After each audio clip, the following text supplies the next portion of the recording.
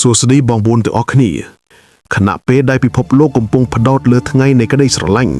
ប៉ុន្តែនៅបំបន់មជ្ឈិមបូព៌ាវិញខ្យល់ព្យុះសង្គ្រាមដ៏ធំមួយកំពុងតែចាប់ផ្ដើមកើតឡើងព័ត៌មានចុងក្រោយបំផុតដែលយើងទទួលបាន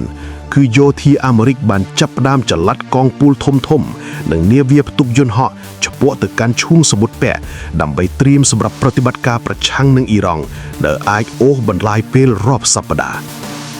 នេះមិនមែនជាការគំរាមកំហែងធម្មតាដូចរាល់ដងទេតែវាគឺជាការត្រៀមលក្ខណៈកម្រិតខ្ពស់បំផុតដែលយើងមិនធ្លាប់បានឃើញក្នុងរយៈពេលជិតមួយទសវត្សរ៍ចុងក្រោយនេះតើហេតុអ្វីបានជាអាមេរិកសម្រេចจะរៀបចំប្រតិបត្តិការវែងឆ្ងាយបែបនេះតើអ៊ីរ៉ង់មានអ្វីនៅក្នុងដៃទើបហ៊ានតទល់ហើយសំខាន់បំផុតតើសង្គ្រាមនេះនឹងធ្វើឲ្យតម្លៃសាំងនៅកម្ពុជាយើងឡើងថ្លៃកប់ពពកឬយ៉ាងណាថ្ងៃនេះខ្ញុំនឹងនាំបងប្អូនទៅវះកាត់ផែនទីភូមិសាស្ត្រនយោបាយពិភពលោកឲ្យបានស៊ីជម្រៅបំផុតយើងមកមើលចំណុចទី1គឺយុទ្ធសាស្ត្រប្រតិបត្តិការច្រើនសប្តាហ៍ហេតុអ្វីមិនមែនតែ2ឬ3ថ្ងៃបងប្អូនត្រូវដឹងថាអ៊ីរ៉ង់ក្នុងឆ្នាំ2026មិនមែនជាអ៊ីរ៉ង់កាលពី10ឆ្នាំមុនឡើយប្រព័ន្ធការពារអាកាសនិងបច្ចេកវិទ្យា drone របស់អ៊ីរ៉ង់បានរីកចម្រើនដល់កម្រិតអាជីពដែលអាចរំខានដល់យន្តហោះចម្បាំងទំនើបរបស់អាមេរិកបានការដែលមន្ទីរបញ្ចកោណរៀបចំផែនការសម្រាប់រយៈពេលច្រើនសប្តាហ៍បង្ហាញថាអាមេរិកមានបំណងវាយកំទេចឲ្យដល់ឫសគល់នៅរាល់មូលដ្ឋានមីស៊ីលនិងរោងចក្រនុយក្លេអ៊ែរដែលលាក់ខ្លួននៅក្រោមភ្នំនេះគឺជាការវិភាគតាមបែប attrition warfare ឬសង្គ្រាមកាត់បន្ថយកម្លាំងសត្រូវបន្តិចម្ដង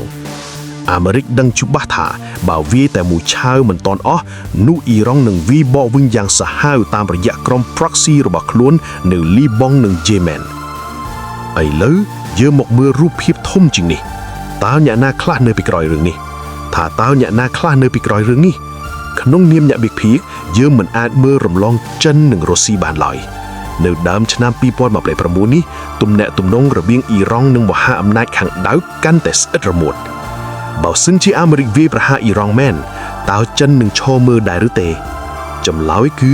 មិនងាយស្រួលឡើយ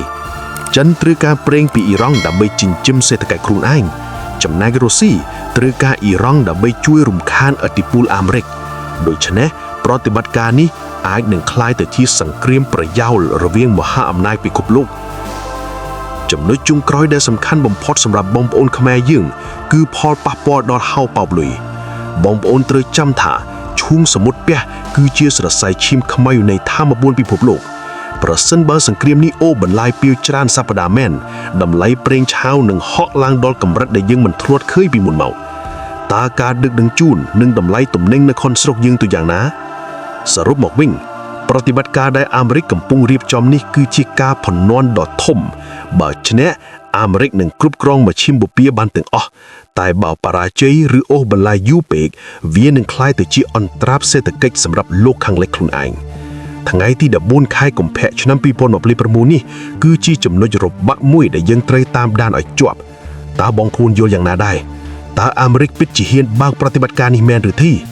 សូមបញ្ចេញមតិនៅខាងក្រោមកុំភ្លេចចុច Subscribe និងដាក់សញ្ញាកណ្ដឹងដើម្បីទទួលបានការវិភាគក្តៅនិងស៊ីជម្រៅបែបនេះរាល់ថ្ងៃខ្ញុំនឹងត្រឡប់មកវិញជាមួយព័ត៌មានថ្មីទៀតសូមអរគុណនិងជម្រាបលា